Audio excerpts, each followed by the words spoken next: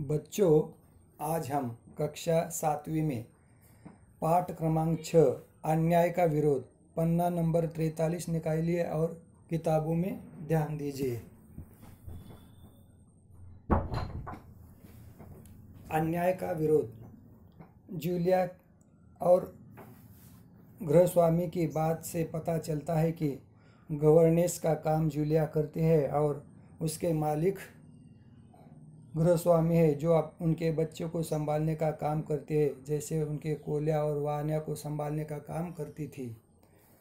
इसी बात से कहानी शुरू होती है और गृहस्वामी जूलिया को सबक सिखाने के लिए उसके पैसे काटने का प्रयास करते हैं, जैसे कि जैकेट फट गई उसके पैसे काट देते हैं, दांत में दर्द था, आदि दिन की छुट्टी लेकर गई थी। ऐसे एक के बाद एक बहाने बनाकर वो जूलिया के पैसे काटता है। आगे जूलिया का चेहरा पीला पड़ गया। वह अपनी फ्रॉक पर बार बार हाथ फेरती उसकी सलवटें दूर करने लगी, पर उसके मुख से एक शब्द भी नहीं निकला।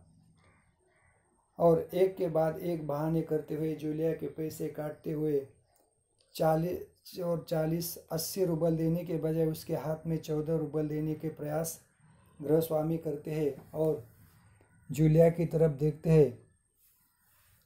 तब जूलिया अपने आंसुओं को रोकने का प्रयास करती है, लेकिन उसके आंखों से आंसू गिरते हैं। उस वक्त गृहस्वामी कहते हैं, गृहस्वामी क्रोध से उबल रहे थे। कमरे में चक्कर लगा तो आपने क्रोध पर काबू पाता हुआ कठोर स्वर में बोला, धन्यवाद। धन्यवाद किस बात का? आपने मुझे पैसे दिए। तब जूलिया कहती है कि इसके पहले मैं जहाँ काम करती थी उन्होंने तो कुछ भी नहीं दिया, आप मुझे दे कुछ पैसे भी तो दे रहे हो। उस वक्त गृहस्वामी जूलिया को कहते हैं, जूलिया तुम अच्छी तरह से जानती हो कि मैंने तुम्हें ठग लिया है। मैंने तुम्हारे साथ क्रूर मजाक किया है, क्योंकि मैं देख रहा था कि इस संसार में दब्बू भीरू और कायर लोगों के लिए कोई स्थान नहीं है। इसलिए समाज में रहना है तो सीधा तान कर आँख के ऊपर उठाकर रहना पड़ेगा, क्योंकि इस निर्मम हृदयहीन संसार से लड़ना होगा। इसलिए मैं तुम्हें सबक सिखाना चाहता हूँ। इसलिए मैंने तुम्हारे काम के पैसे 80 रूबल निकाल के रखे हैं। रूबल यानी रूसी चलन निकाल कर रखे, लेकिन मैं तुम्हें सिखाना चाहता हूँ कि इस निर्मम समाज से कैसा सामना करना है, कैसा लड़ना है। देखो, मैं तुम्हारा 1 रूबल भी नहीं काटूंगा। पहले मेरे एक प्रश्न का उत्तर दो। क्या जरूर है कि भला इंसान कहलाने के लिए किसी को इतना भीरू, दब्बू और बोधा बनना पड़े कि वो अपने ऊपर होने वाले अन्याय के प्रति मुंह से आवाज़ भी न निकाले, अन्याय का विरोध न करे और बस चुपचाप सब सहन करता जाए? नहीं जूलिया, मैं इसे स्वीकार नहीं करता और नहीं तुम्हें करने दूंगा। इस तरह से अन्याय का विरोध करने के लिए जूलिया को गृहस्वामी सिखाते हैं और इस समाज में रहना है तो उसका मुकाबला करना चाहिए। ये बात अन्याय का विरोध इस पाठ के माध्यम से जूलिया को गृहस्वामी बताते हैं। आगे शब्दार्थ। निश्चिंत, बिना चिंता के। संतुष्ट, जिसे संतोष हो, तृप्त हो। तय होना, पक्का होना, निश्चित करना। रूबल, रूसी मुद्रा, रूसी चलन। सलवटे, सिकुड़ना, नागा करना, अनुपस्थित रहना, काम न करना। दबी जबान, बहुत धीरे। अनर्थ, हानि, बुरा। ठूसना, जबरदस्ती डालना। भर्राई, आंसुओं के कारण कांपते आवाज़, जैसे जूलिया की आवाज़ कांप रही थी। विनीत, विनय से भरी। ठगना यानी धोखा देना। क्रूर, जुल्मी। भीरू, डरपोक। बोधा, बेवकूफ। विरोध, स्वीकार न करना। प्रोत्साहित, उत्साह बढ़ाना। अस्तित्व, सत्ता। मुहावरा, चेहरा पीला पड़ना, घबरा जाना। डर के मारे जूलिया का चेहरा पीला पड़ गया था। पाठ बोधरूपी प्रश्न। 1. इन प्रश्नों के उत्तर दे। मौखिक प्रश्न। क. जूलिया गृहस्वामी के यहाँ क्या काम करती थी? जूलिया गृहस्वामी के यहाँ बच्चों को संभालने का काम करती थी, यानी गवर्नेंस का। ख, गृहस्वामी ने जूलिया की तनख्वाह कितनी निश्चित की थी? गृहस्वामी ने जूलिया की तनख्वाह 40 रूबल निश्चित की थी। गृहस्वामी ने जूलिया की तनख्वाह में से कितने रूबल काट लिए थे? गृहस्वामी ने जूलिया की तनख्वाह में से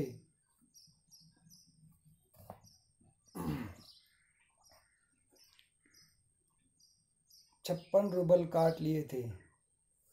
गृहस्वामी जूलिया को क्या समझाना चाहते थे?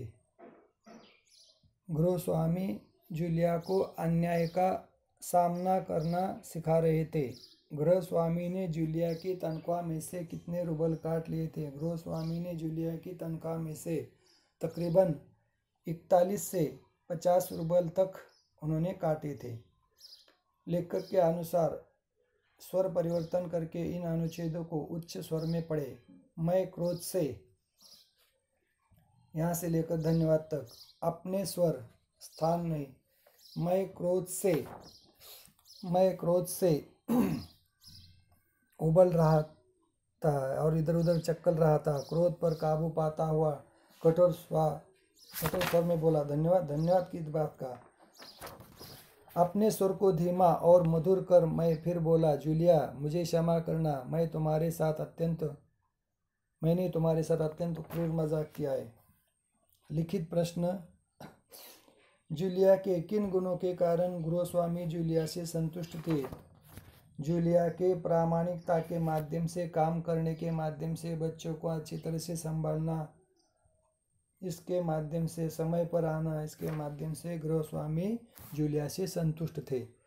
जूलिया की किस बात से गृहस्वामी परेशान थे? जूलिया के इस बात से गृहस्वामी परेशान थे क्योंकि एक के बाद एक जूलिया के ऊपर इल्ज़ाम लगा रहे थे, उसके रूबल पैसे काट रहे थे, फिर भी जूलिया टस से मस नहीं होती है और अपनी घबराई हुई आवाज़ को नीचे देखकर आंसुओं से पोंछती हुई वो नीचे देखती रहती है क्योंकि वो दब्बू भीरू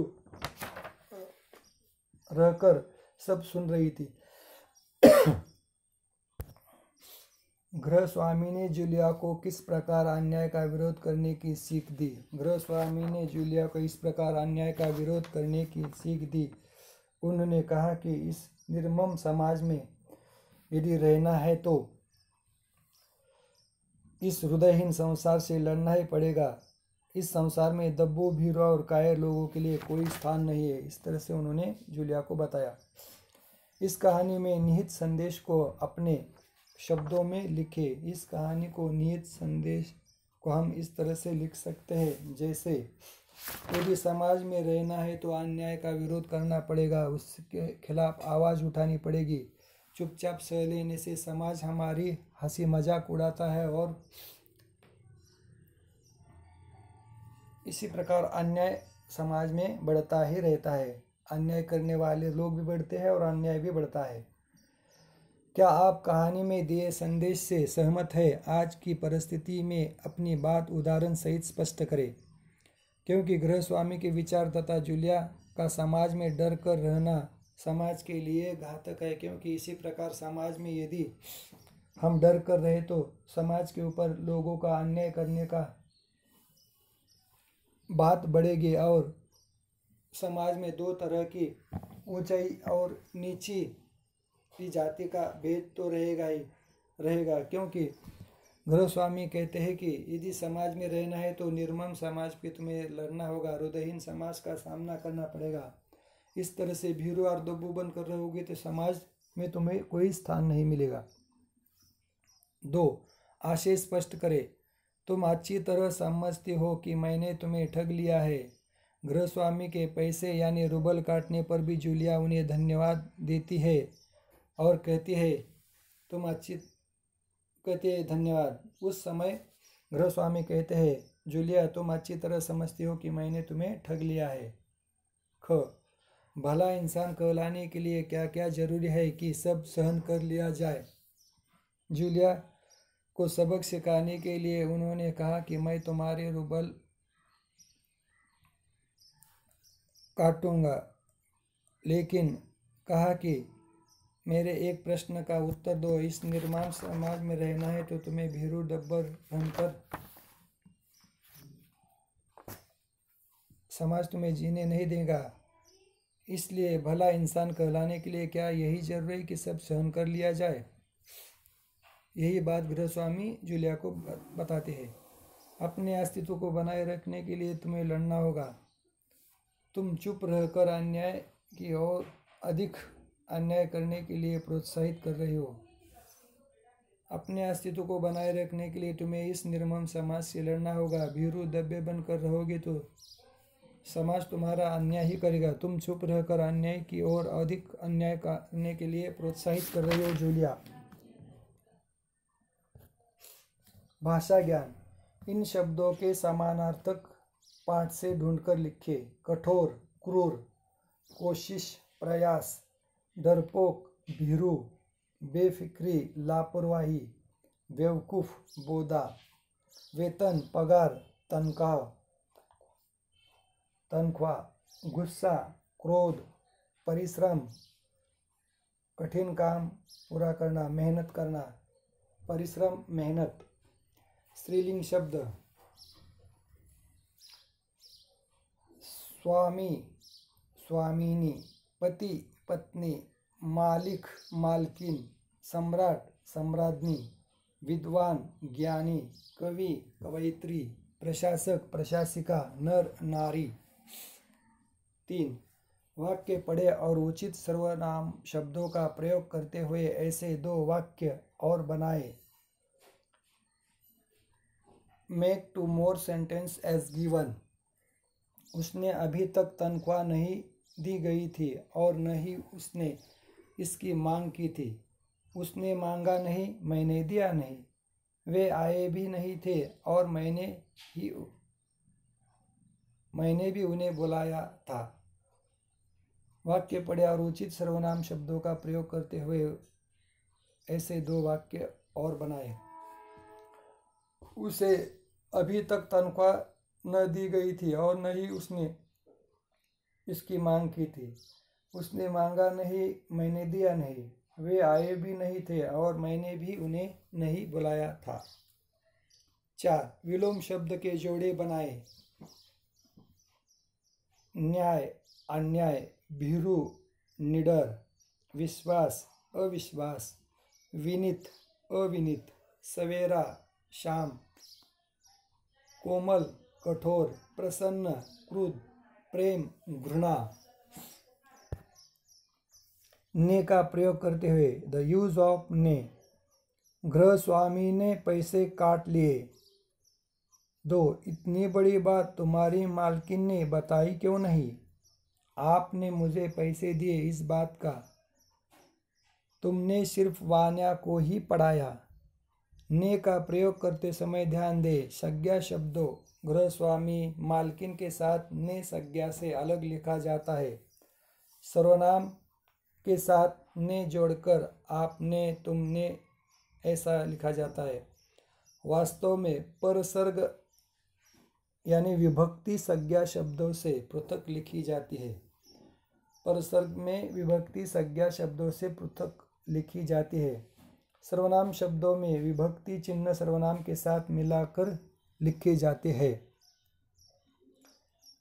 ने का प्रयोग सामान्य रूप में सकर्मक क्रिया के भूतकाल रूप के साथ होता है, जैसे हमने कहानियाँ सुनी, दादी ने कहानी सुनाई, उसने खाना खा लिया, मैंने चित्र बनाया, सुरीली ने गाना गाया, उसने शतरंज खेली।